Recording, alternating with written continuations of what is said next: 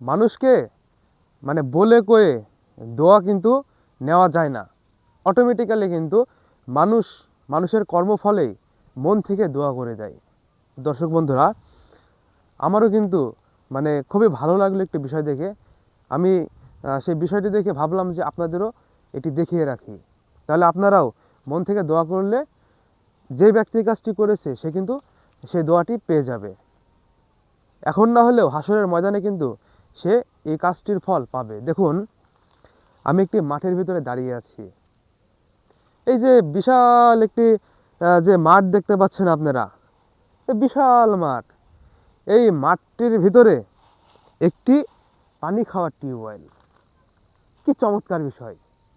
মানে আমি এর আগে যখন মাঠে ঘাটে ঘুরতাম ছোটকালে, তখন কিন্তু পানির বোতলে পানি নিয়ে যেতাম। আবার যখন পানি নিয়ে না যেতাম, তখন কিন্তু পানি খুবই তৃষ্ণা লেগে আমি দ্রুত বাড়িতে চলে আসতাম।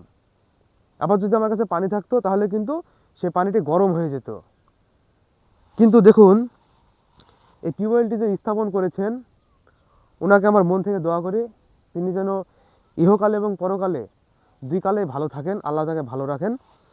মানে এখানে আপনি এসে চাপ দিবেন, একবারে ঠান্ডা পানি খেতে পারবেন, আপনার কলিজাটা পুরো ঠান্ডা হয়ে যাবে। সেই ঠান্ডা কলিজায় কিন্তু আপনি এই টিউবওয়েলটি যিনি এখানে বসিয়েছেন, সে চেয়ারম্যান হোক বা মেম্বার হোক বা কোনো জনগণ হোক, সাধারণ মানুষ হোক, তার প্রতি কিন্তু অটোমেটিক্যালি আপনার মন থেকে দোয়া চলে আসবে। একবারে ঠান্ডা কলিজা থেকে আপনি সেই দোয়াটি করতে পারবেন। খুবই ভালো লাগলো। এবং কি, এই টিউবওয়েলটিতে কিন্তু খুব ভালো পানি উঠে। আপনাদের একটু দেখাই, শাকিল একটু ক্যামেরাটা কাছে নিয়ে এসো। এই যে দেখুন, অল্প চাপে কিন্তু অনেক পানি বের হচ্ছে, মানে পানি দেখে খেতে মন চাচ্ছে।